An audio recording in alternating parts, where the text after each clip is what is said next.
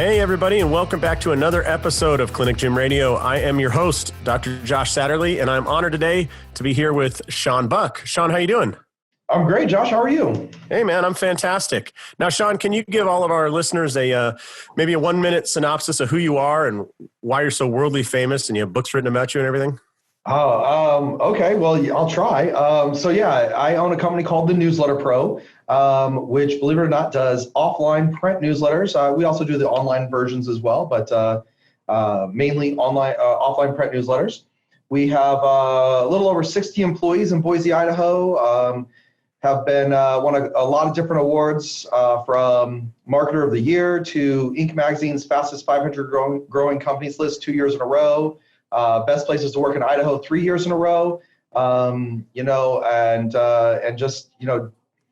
Love working with entrepreneurs and doctors. And actually, our biggest area we work with, we help mostly actually doctors and lawyers.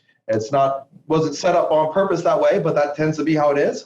Work with a ton of those guys and love doing it. So.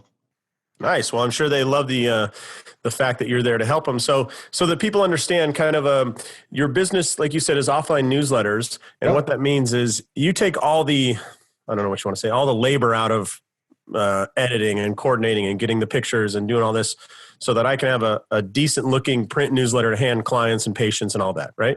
Yeah, kind of. Yeah. So we take we do all the heavy lifting. So everything from interviewing our clients and ghostwriting content, so it sounds like they wrote it, but without them actually having to write a single word, to graphic design, to project management, and then we do fulfill. So we send out about 500,000 newsletters a month from our Holy smokes. Yeah, so we do it all in-house.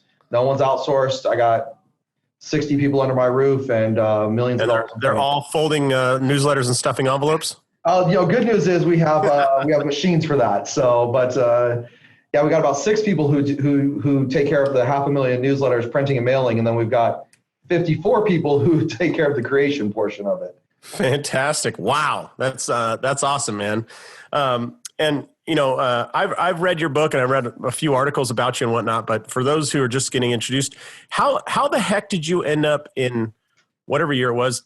I don't know, 2000 something, doing freaking newsletters. I mean, everybody kind of assumes that's old style. That's from the 80s, right? Yeah, totally. So it was 2011 when I started, and I ended up there because it actually started all the way back in 2002. I bought a franchise, and as part of the franchise contract, I had to send a print newsletter every month. And I thought, this is the dumbest thing ever. Why am I sending a print newsletter? Even in 2002, that's what I thought, right? Wow. Yeah. Because that was so you're saying that was like a franchise requirement. Yeah, it was literally in my contract. I had to do it, and I had to send a copy up to the franchisor every month to prove that I did it as part of my agreement. Holy smokes. Yeah. And so, and I thought this lady was crazy, and she was like 70 years old when I bought the franchise. So I was just like, oh, she's just so old school, right? And the first maybe 2 years I sent like the world's most boring newsletter. It was so bad. I would talk about, basically what I talked about was about my profession, which in that instance was dry cleaning. So I talked about dry cleaning. It's kind of like your doctors, right? If they're talking about, chiropractic, well, that's great and all. And if I have that one particular problem, or if I'm really interested in medical stuff, then, maybe I'm interested, but by and large, most people aren't like, oh my goodness, when can I get the next chiropractic article to read about? So you're telling me that you don't want to know the difference between spondylosis and spondylolysis? No, I can't even spell those, let alone do I want to know the difference between them.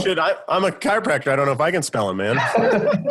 So, well, the crazy thing to me there, I don't mean to cut you off, but the crazy thing is you're in dry cleaning. I mean, that's not a high ticket thing. Like that's not average ticket price of, if you're in a financial planning or real estate, you're looking at a $3,000 commission for every deal. You're talking about something that I don't know what the margins are in that business, but our customer spent $600 a year. So let me divide that by 12. That's $50 a month. Yep. And there was still room to afford to do, because print's not cheap, right? No, it's not super cheap. But it was a little over $1 a newsletter. So there was room to do that. But there was room to do that because what happened was once I figured out to stop sending world's most boring newsletter and telling people how to get like grass stains out of their clothes and things like that. And why deodorant residue ruins, shirts and stuff. You must have had tons of good looking women just flooding your joint trying to talk to you. Oh, who wrote this thing? This is absolutely. Did I meet him? Yeah. What do you sign? How I found my wife. So, no, the funny thing is that I joke, and I've actually considered doing this. I found a copy of my very first newsletter. Like I found it like I think it was on a floppy disk, but I can't remember. So I found it on a CD, an old CD, and I've been considering taking it and having it laminated and sending it out as sleep aids for people because it's so bad, it's so boring. And so when they have insomnia, they can just read this and it'll instantly cure the insomnia. But what I did is I changed it up and I started making it about just what was going on in the local community, stuff mom, because moms who bought dry cleaning, may have been, actually we preferred when mom used dry cleaning because the people when mom used dry cleaning, they spent way more money. But, mom bought dry cleaning and most of the time she used it for dad. That was basically how that went down in that industry. And so anyhow, when I started making it about stuff mom wanted to read, all of a sudden I was getting all sorts of referrals. And people were spending more, which is, I can tell you why in a second, but I actually saw average ticket price go up. We actually were able to get average ticket price up to almost $60 a customer.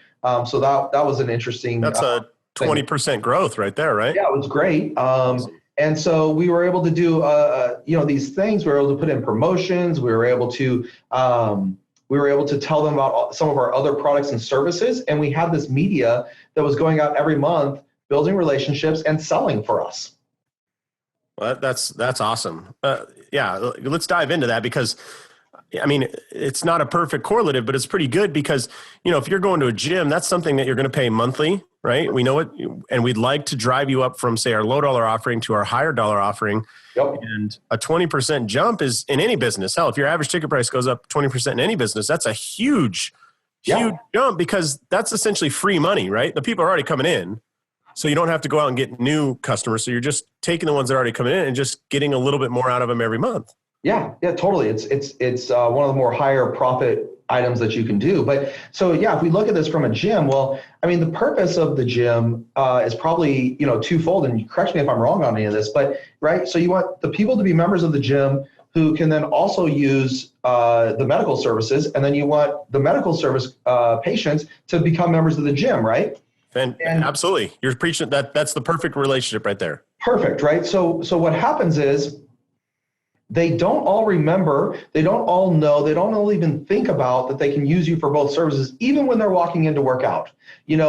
I know that, for example, the place that I go and work out, I know that they have massage therapy on site, but I go to a different massage therapist.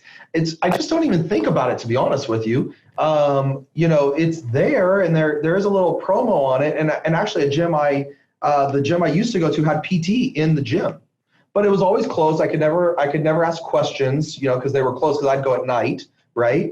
And so anyhow, it's a way for you to. The reason we were able to increase our sales is because we would promote all of our other products and services. So most people thought of us as dry cleaning like their clothes. But when we started talking about being able to do their alterations and do their comforters and other items, that we were able to get more people to do those things with us. And then the second thing that happened was, it's this whole concept of sharing of customers. I know it's a problem in chiropractic. I know for a fact because I've been guilty of it before in the past. And actually one of my best friends is a chiropractor now, so I'm not guilty of it anymore, but I have been guilty of it in the past. And it's this idea that I have 2 or 3 professionals that I go and see. I don't only see one person. So if for whatever reason it's inconvenient for me to get to you, or if I'm on the other side of town, or if you're closed or whatever, I have another guy I go and see. And so, when we were able to build relationships with our customers, they stopped taking their dry cleaning to 2 or 3 different dry cleaners, and they started only using us. Yeah, that's huge, because if we can be the one, in this blended model of a clinic and a gym, if you can be the one-stop shop, and just get a really high usage of the things you already have. Because that's what I love about what you're saying is you didn't have to buy a new piece of equipment or start a new service. You just made sure everybody knew about all the services you already did offer. Yeah, and it's crazy. I mean, can you imagine so that someone was working out in your gym on a regular basis? Like this would be like heartbreaking almost, right? They're working out in your gym on a regular basis, and all of a sudden you don't see them for a little while, and you see them again. They come back in 3 months. And you're like, hey, what happened? You know, everything okay? Oh man, I was in this horrible car accident. I had to get all this PT, all this chiropractic, all this rehabilitative work, and you're like, what? Why didn't you? Why didn't you come see me? Like, Right. you know, I mean, Yeah. that would suck, right? And but you'd be surprised at how often that kind of stuff goes on. It's, you know, it's just crazy when they know you for one thing. People literally only know you for one thing. Yeah. I've been bitten by that snake all the time, man. I mean, you know, I've treated 100,000 shoulders in my life. And I remember a lady coming in and she's like, oh yeah, I'm going to this place. What, you know, a PT clinic. Why are you going over there? Oh, cause my shoulder hurts. I'm like, well, I'm seeing you for your low back. Like we can see you for your shoulder here. Yeah. And she's like, what? I didn't know you did that. I'm like, what? Like to me, that was crazy, but I have the curse of knowledge. I'm around it all day. Right. And I think, hey, that's just, everybody knows everything that we do. And very few people actually do know what we do. Right. Yeah, that's right. And so, and just because you told them once doesn't mean they remember it, you know, just because there's a sign up. It's like when you drive into work, I mean, do you notice every billboard on the way into work? No, because you've seen them all already. Your mind kind of spaced out. So they're working out and you may have signage there and they just aren't even paying attention. Yeah. Wow. Yeah. So, all right. So give us the secrets here. Like, I mean, obviously you guys have a service and throw out your website real quick so people can we're going to keep doing this interview. Don't worry. But I just want, in case people are like, I'm sold, I want to do it.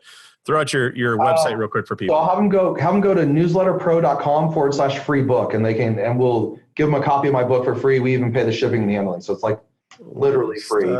Yeah. And I won't spoil the surprise for everybody, but Shaun will send you something pretty damn cool. Like, I'll just say that it's some cool marketing that comes. It's not just a book in a box. So. Yeah. And you will definitely know when it shows up. There's no question. So yeah. Well, okay. So talk to us.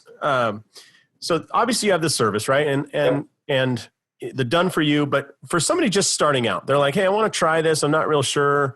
Well, what tips do you have for them to not make a sleep aid, but rather make something that's useful for their clients and for their business? All right. So here's what I'd say. In your first couple of months, you need to remember that it really should be very, very limited about the practice, right? You shouldn't be talking a lot about PT, chiro. Actually, you can talk more about health and fitness and exercise from the gym standpoint, because like I enjoy reading stuff about health and fitness and exercise, and I go to the gym 4 times a week. And so that's like, you actually can talk a little bit about that stuff, but just build readership.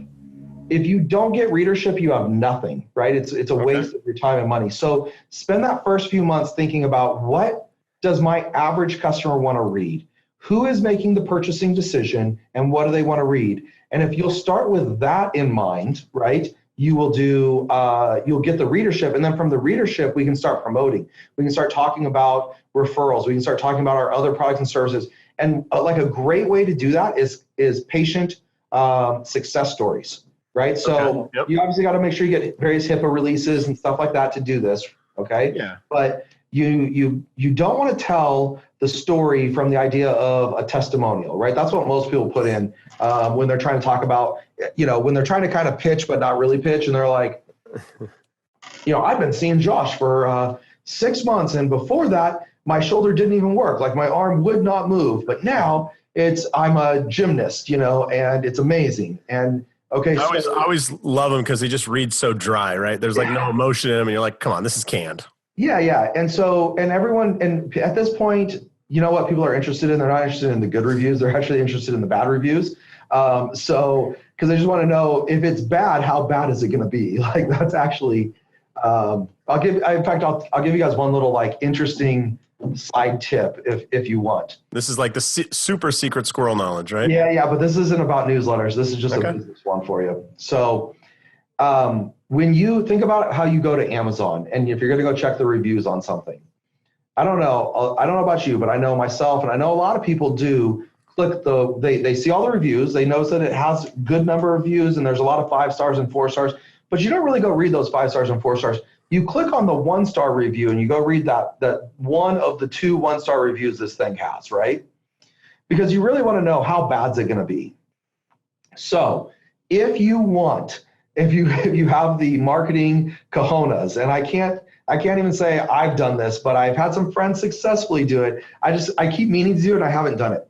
But here's what it is.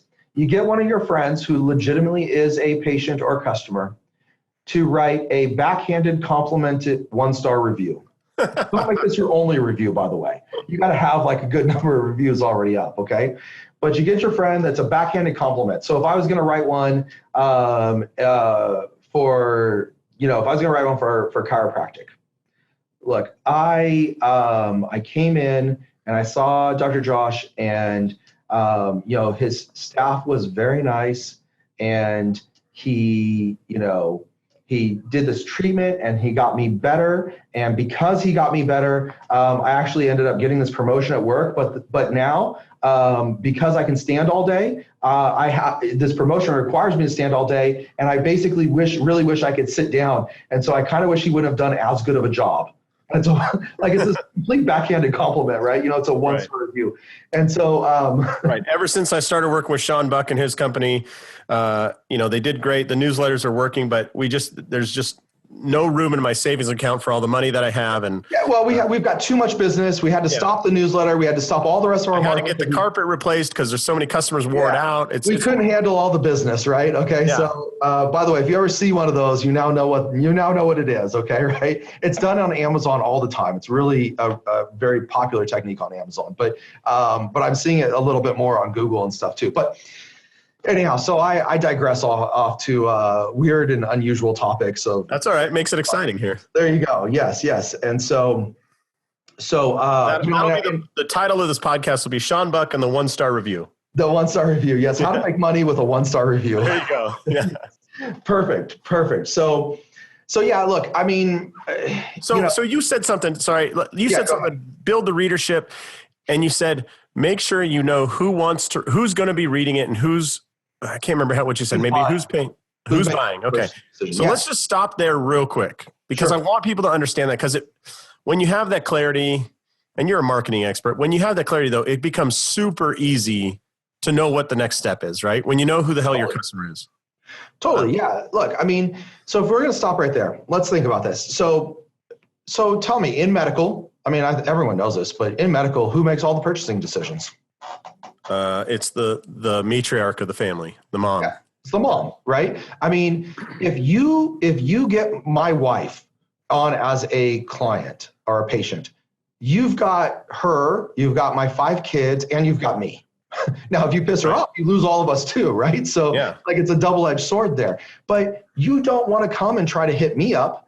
I'm the wrong person, because even though my wife and actually my wife has been working in the business a lot lately, the last 9 months or so, she's been working in the business. She did for a while, then left for a while, now she's back. Even though she's doing that, it's still like I need a doctor's appointment. I'm like, hey babe, can you make an appointment with Dr. So-and-so for me? And she still makes all the appointments. Right. And so you got to get her, and she's the one who makes those decisions. And so go ahead. So what happens is you need to understand that, but then you also need to understand the demographic of who your actual average patient is. Here's where people get confused. They start talking about who they want their patient to be, not who their patient really is. Ooh, this is juicy. Go. Yeah, this is good. So they go, well, I really want mom who's 30 to 45 years old and has kids, which by the way is probably way too broad, but we'll just use that to start. Uh-huh. But if we actually went and took their patient base and ran their demographics, we find that their average patient's 48 years old, doesn't have any kids in the house anymore, and is divorced. Okay, so let's start with marketing towards who we got, and then we can change some of our front end marketing to attract the people we want. But you got to deal with reality first. If you've got mom who's 48, divorced, and the kids aren't in the house anymore, then let's make sure that our message and our marketing that we're doing in the newsletter, at least, because that's internal marketing, is attracting and is something that she's going to want to read. Does that make sense? Yeah, so put in what to do with your alimony articles and stuff like that. Yeah, well, maybe That might not. be a little over the top. Okay, well, we'll knock it down a little bit. You got good writers there. Yeah. We'll help you come up with better topics. But Yeah. yes, we might talk about, you might talk about, let's say you're at a little bit more of an affluent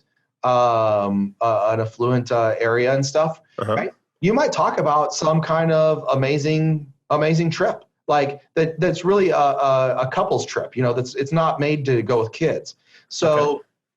So you might talk about New Year's Eve under the Eiffel Tower. Yeah, totally. Okay. Right. But you're not going to talk about taking the kids to Disney World. Like that doesn't make sense. Cool. All right. So that's a good tip. So we find out who that is, and then we start writing to them. Yeah, right? you write to them. You write pieces that are interesting to them, that are entertaining to them. Now you're saying travel. Now you wouldn't say travel, an article about travel or story about travel to a travel agent, right? You're saying that to a medical professional, a gym, something where it's of interest to your target demo, but not blatantly about you. Yeah, totally. Okay. Totally. Yeah. So, and so that's where, or not too specific, right? So here's what I see PTs do all the time, because I work with a ton of PTs, tons of PTs. Okay. Here's what I see them do. How do these 6 stretches to relieve sciatica pain? Well, how many of my readers have sciatica pain that they are trying to relieve? Like what? Like 5%, 2%? Oh, way lower than that. Yeah. 0.05 maybe. Yeah. Right. So I've just basically written an article and I've used a whole page of the newsletter, let's say, to communicate to, I'm sending 1,000 of them to that 5 people are interested in. This is a mechanic going, how to change your oil in a Porsche Panamera without getting any on your garage floor. It's like, well, how many Porsche Panamera owners are there? And then out of those, how many change their own oil? Like, it's ridiculous. Totally. Yeah. But that's what people do. Right. And the other thing is, what I would rather do, I mean, if you want to put in that type of an article, okay, go broad, like low back pain. How many, now if we're talking low back pain, how many people have low back pain? Right. Yeah. Tons. A lot more. And then if I'm going to do that article about low back pain, okay, so what I'm going to say is, okay, I want you to do these, 3 stretches. If this happens or this happens or that happens, you need to call and make an appointment. And they leave that part out. They just tell you to do these stretches. And it's like, okay, so if you do the stretch and you get a sharp shooting pain down your, left leg, you need to stop doing the stretches and call me. So I see that gets missed a lot too, but it's a couple little things, and so if you are going to do the article, make it broad about a topic that the vast majority of people are going to read, but don't do that in the first, 2 or 3 months. Like build that readership first, and then you can add those articles in, or add them in as inserts, even better. Add the technical. Explain what that is. So an insert is a really inexpensive way to advertise in the newsletter because it's a freestanding insert. So it's just a loose piece of paper that goes in the middle of the newsletter. You can use both sides, print on both sides. It does not increase the postage cost, which makes it a very inexpensive way to advertise in the newsletter. Okay. And you keep the ad on that paper. So everything else is just stories and interest piece and community events and all that other stuff you're talking about? Well, you can do the ad for, and in fact, we got off on this, and I need to make sure I circle back around at some point and explain it, which is you can do the ad where you're talking about the patient success, right? We can totally do that ad in the newsletter. Okay. And there's a right way to do that and a wrong way to do it. Okay. And whenever you're ready, we'll jump into the right way to do it. But yeah, you anything that's blatant pitching, do it on the insert. You will have way better results. Not only results as in you'll get higher readership of the newsletter, but you'll also get you'll also find that you actually have better results on the promotion too, we found. So, are you a chiropractor or physical therapist working long hours, worrying about lower repayments and missing out on quality time with your family? You can double your income without working more hours by adding a gym to your practice. Clinic Gym Hybrid Solutions has a step-by-step guide that dramatically simplifies and speeds up the addition of a fitness center and its monthly recurring revenue. In just 6 months, you can be on your way to freedom. Visit clinicgymhybrid.com today for a free downloadable PDF and complimentary consultation to get you started. That's clinicgymhybrid.com. So since you enticed us with the right way and the wrong way, can you tell us the right way to do those the non-testimonial testimonial. Yeah, totally. So you want it to be a success story, right? So a success story starts out, and the basic formula is like this. We're going to do a little intro about you. And so if it was me, I might say something like, hey, my name's Shaun Buck. I'm from Boise, Idaho, and I've got 5 kids, all boys, and I love entrepreneurship. Like, I'm just passionate about business and entrepreneurship. And now we're going to talk about my problem. So really short intro of who I am, but there's little pieces that people connect with. We work with. It's really interesting. I ran a demographic report on my own customers here recently, and I have 5 kids, all boys. And you know what I found? My average client has 4 kids. Isn't that really weird? Yeah, that's way above average. It's way above average, right? Well, why? Because people connect with me who have 3, 4, 5, 6 kids, 8 kids. They connect with me because they've got 3, 4, 5, 6, 7, 8 kids, and they're like, oh, this guy must be like me. And so anyhow, I connect with a certain segment of the population when I open up about myself and I tell them a little bit of a story about me, and then they're like, okay, this guy's more like me. And the more your prospects and your customers or patients feel like they're more like you, the more you're basically going to, the more they're going to feel comfortable doing business with you, referring you. I mean, all of that just goes easier. So we're going to open up with that little intro about who the person is and a picture of that person as well, right? Okay. So that's the opening. Then we're going to talk about what the problem was. So I have been having, I'm going to make one up here, right? But I have this thing where I can't work out anymore. My shoulder is killing me. And because I can't work out anymore, I had put on 20 pounds, and it was really just affecting my self-esteem. And I actually really kind of noticed that it was being negative for my kids too. I know some of my kids I really felt like they were maybe starting to put on a little bit of weight too, because they just saw dad sitting around and not being active. And so they were sitting around and not being active. And then finally, so then I ran across Dr. Josh, and I found that, he had this treatment to fix my shoulder. And I went in, and after 8 visits, despite seeing 3 other, doctors, he fixed it. And my shoulder's now 100% better. And I was able to work out again, and I lost all 20 pounds, and I'm active with my kids again. And my kids have actually are now leaner and stronger than before. And in turn, we're just all happier. So you're kind of, the line about me was basically one sentence in the middle of this great narrative all about you. Yeah, but you were the solution, right? You were the outcome to this, right? But it wasn't that Dr. Josh brought me in and did his 8-step process. The first step was that we did a examination, and then he did this treatment and that treatment. But you're saying it like a person would have a conversation at lunch. Yeah. Right? That's right. And that is a patient success story right there, right? And so you tell that story, and now I read it and I have shoulder pain, and I'm like, man, I have put on a little bit of weight. Man, I'm calling Dr. Josh. Right. That's how that happens, as opposed to, man, I saw Dr. Josh, he was amazing. My shoulder doesn't hurt anymore. I don't call you from that. Mm-hmm. Okay. And you see this work. I mean, the cool thing is you could just peer into a lot of different businesses. And can you share a success story where you kind of did some of that and you saw a big change in the business side?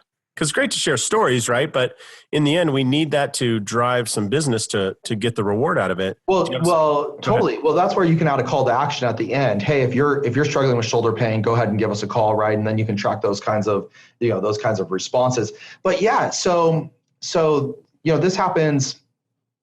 Here's the thing. Too many people think of it as a silo marketing, right? So you think, okay, I'm going to write about this success story. I'm going to put it in the newsletter, and then that's going to generate new business for me. Well, maybe that absolutely happens. It happens to us all the time. And you could kind of see it from my earlier story. It's really weird that our average customer has 4 kids. Like, that's really like you said, above average. It's kind of unusual, but most people who follow me, they know my story because we send them the monthly newsletter, and I do a personal story. It's usually a personal tied into business because of, I sell to other businesses, right? Mm-hmm. So it's usually personal tied back into business.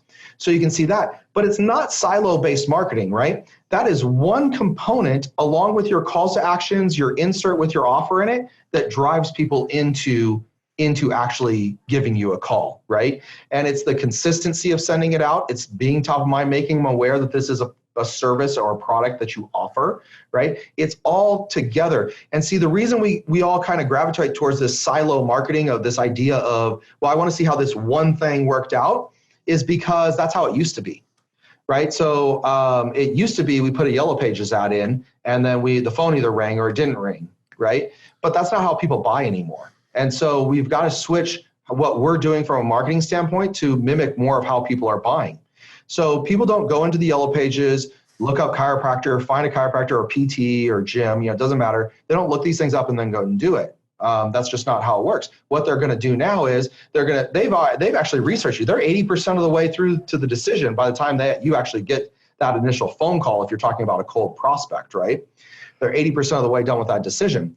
And they're going to need to be touched. According to Tony Robbins at an event I was at that he was speaking at recently, 16 times before they actually buy. So it's up from 8 to 16. So here's the question. Is number 16 the thing we give credit to, or is it number 3, or is it number 7, or is it number 12? Where do we give the credit? And the truth of the matter is if you don't do all 16, it stops working. And so you have to look at it a little bit more holistically as a strategy. Your marketing has to be a cohesive marketing strategy and plan, as opposed to a silo-based thing. I'm going to do this and see X result. Now, don't get me wrong. There are times when you need to 100% measure results, right? Okay. I totally understand that. I'm a direct response marketing guy, but you have to look at it in a little more holistic than you used to be able to. So it's kind of like a football game in the fact of like no single play is going to win the game, but 4 yards here, 11 yards there, 7 yards there keeps driving me to that goal line. And I cross that goal line more than the other team. And now I have to cross the goal line. I don't get any points for not doing that, right? I can't stop. But it's not going to be a Hail Mary pass every time. It's going to be a couple ground plays and then air it out a little bit and then a couple more ground plays and maybe we get lucky with some penalties and whatnot. But next thing you know, you've got 20 more points than the other team. Yeah, that's actually probably one of the best analogies I've heard. I've heard for that. Yeah, unlike how my kids play Madden football on the PlayStation, it's not a Hail Mary every single time. Go for the end zone. Go deep. Yeah. They can't understand why I beat them all the time. Right. So, yeah. But yeah, I mean that's exactly it. And you have to look at it. And that's where coming up with a marketing strategy, as opposed to a marketing event or silo-based marketing, that's where that actually, that's where that benefit comes in and where you'll actually see better results. It's more about doing a handful of things consistently over and over again and getting a system in place than it is about finding the one magic button or the next new sexy thing. It's about putting in those systems and just repeating them. And it sounds boring because frankly, it kind of is boring, but what's not boring is making a lot of money. So, that's what my friend always says, get your emotional needs met at the bank. That's it. Yeah. don't worry about how it feels or whatever. So you're not saying do this instead of Facebook ads, press releases, newspaper ads. I'm just naming everything I can, banners, signs on my building, business cards. You're saying emails. You're saying do this as part of all of that. Yeah, just make it all one cohesive strategy. And again, now it may be that your newspaper ads your newspaper and billboard ads have a strategy, right? And the newsletter and the emails and the Facebook have a different strategy. It doesn't all, you know what I'm saying? Like you can take a couple things and make it a strategy and a couple other things and make it another strategy, right? But you don't look at it as, okay, so if you want to send the newsletter out and you want to get an ROI straight off the newsletter, I can show you how to do that. But if you would use it as a holistic approach, right? If you'd use it as it's, to help for example, get your existing patients to spend more, if you use it to promote a referral promotion, that you're also put some point of sale stuff up around the office and maybe incentivize the team to tell patients about it as well too, I'll get you a lot more. Okay. That's why you're the newsletter pro, not the newsletter amateur. And besides, that's a horrible URL.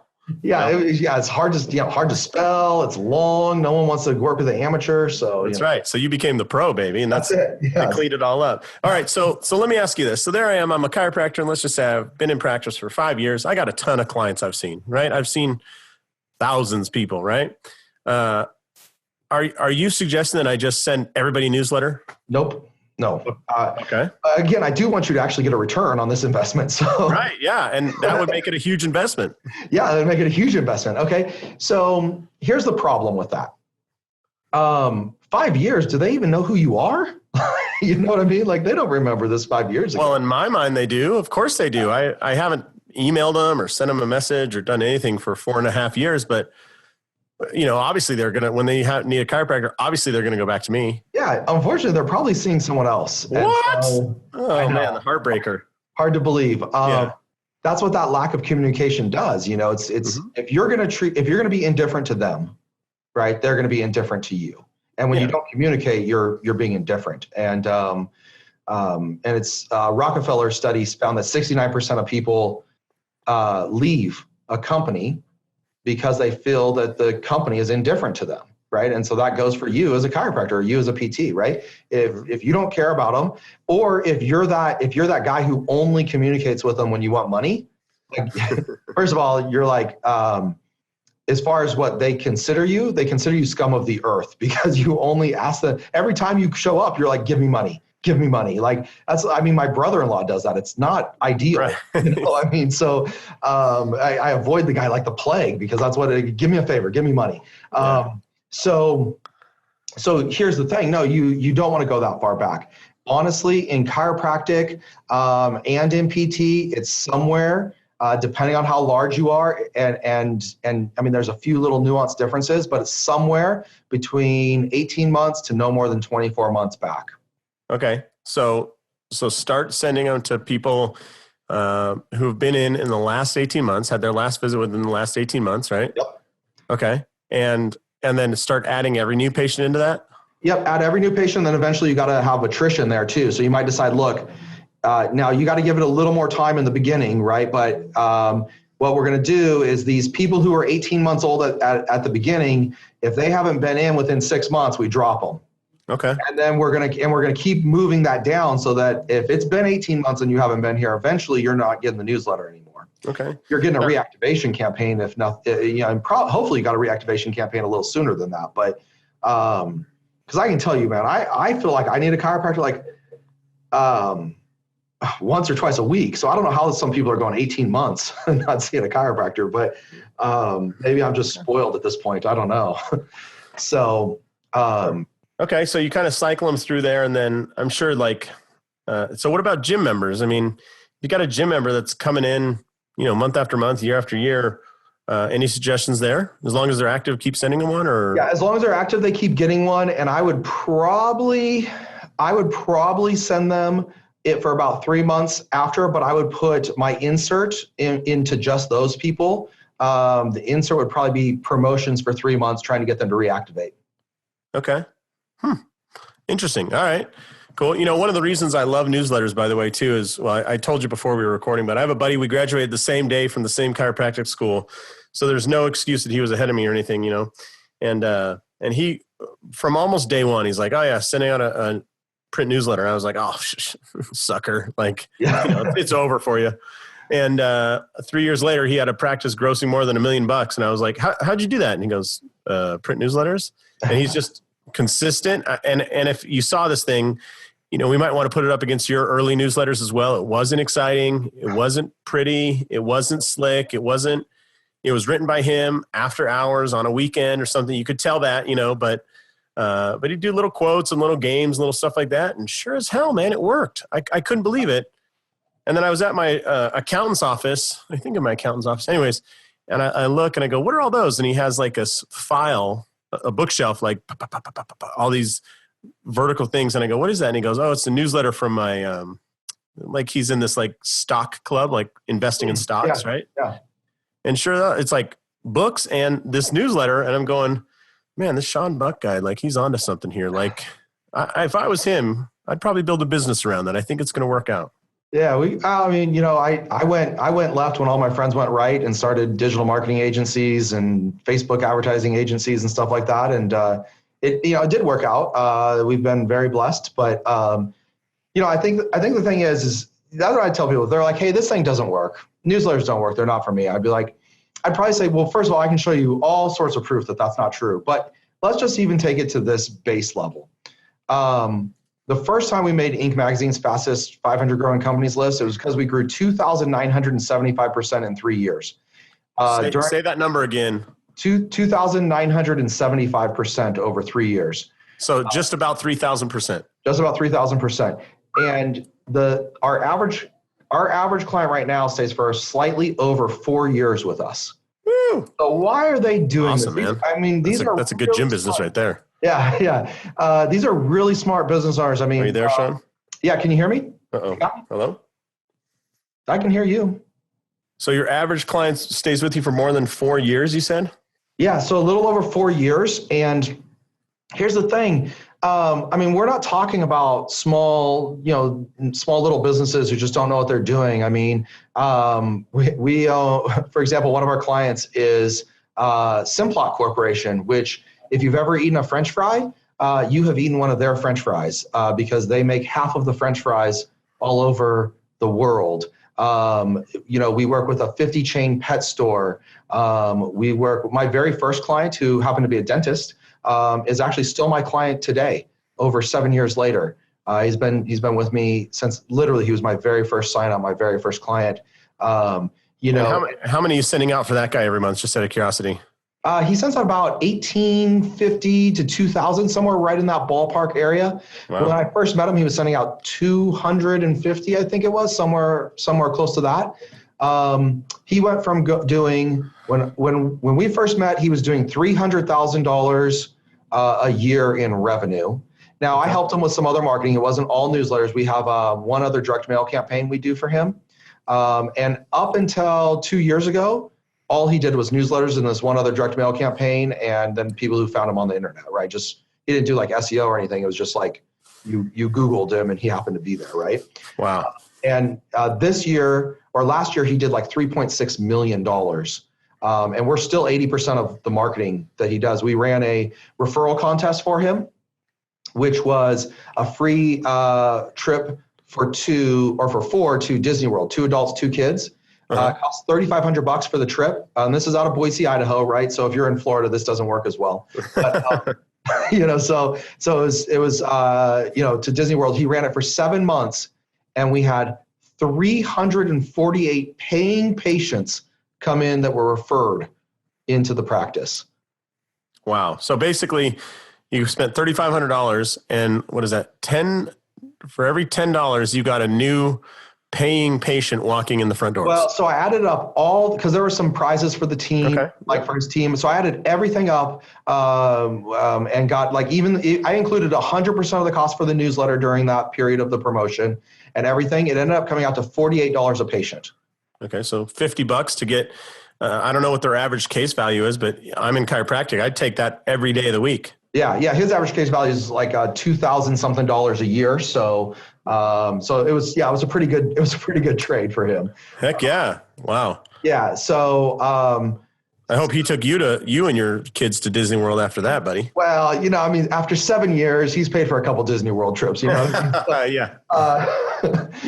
He's a great guy. I mean, but here's the thing. It's one of those things where we can show you how this works. The problem is you've got to get outside of the media. See, it's really exciting. And we do Facebook advertising and we do AdWords advertising and email marketing. We do all of that. So I'm not at all suggesting you don't do this kind of stuff, but it's so much easier if we just start with a great foundation of stuff that we know already works and that has worked for a long time than like, hey, maybe I can figure out how to make Facebook marketing work, for chiropractic in my area.